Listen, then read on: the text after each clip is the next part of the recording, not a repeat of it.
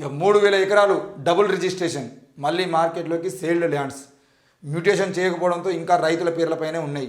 రంగారెడ్డి జిల్లా మంచాల, మర్రిగూడ, గట్టుప్పల్ మండలాల్లో క్రయ విక్రయాలు తక్కువ ధరకి రియల్టర్లు లీడర్ల నుంచి కొనుగోలు, వాటిని బ్యాంకుల్లో తనఖా పెట్టి రుణాలు తీసుకోవడం జరిగింది.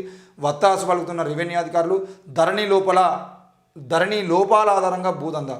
మొత్తానికైతే మ్యూటేషన్ చేయకపోవడం వల్ల మార్కెట్లోకి ఏం జరుగుతుందంటే 3000 ఎకరాలు ఉన్నాయి ఫర్ ఎగ్జాంపుల్. ఈ 3000 ఎకరాలు రిజిస్ట్రేషన్ చేసుకొని ఈ రిజిస్ట్రేషన్ సంబంధించిన విషయంలో ఎవరైతే కొన్నారో వాళ్ళు పోయి బ్యాంకులో పేపర్లు పెట్టి వాళ్ళు డబ్బులు తీసుకుంటారు.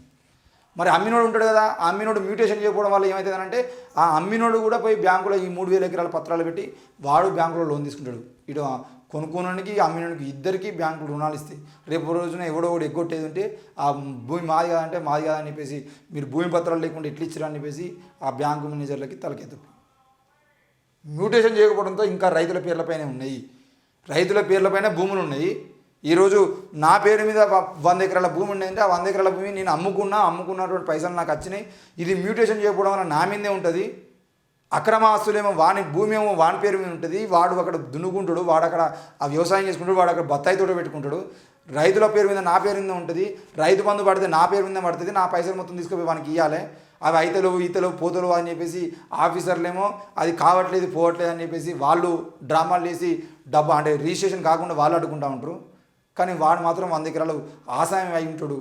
వాడి రాజకీయంగా వాడు పలుకుబాటుతో వాడు ఆ భూములను నమ్ముకున్నట్టు ఇది వరంగల్ జిల్లాలో చాలా జరుగుతుంది.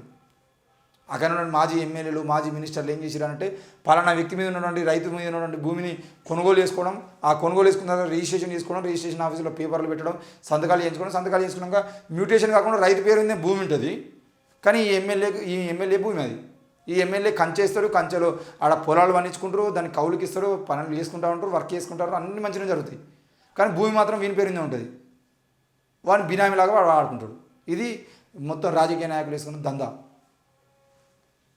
ఇక తక్కువ ధరకే లీడర్లు కొనుగోలు చేసుకోవడము, మళ్ళీ ఆ భూములు ఎవరి పేరు ఏంది అనేది కేసులలో పోతే వేస్ట్ అయిపోతాయని చెప్పేసి అందులోకి రియల్టర్లు దిగడం, మేము చేస్తామని చెప్పడం, ఎంతో కొంత డబ్బులు వసూలు చేసుకోవడం.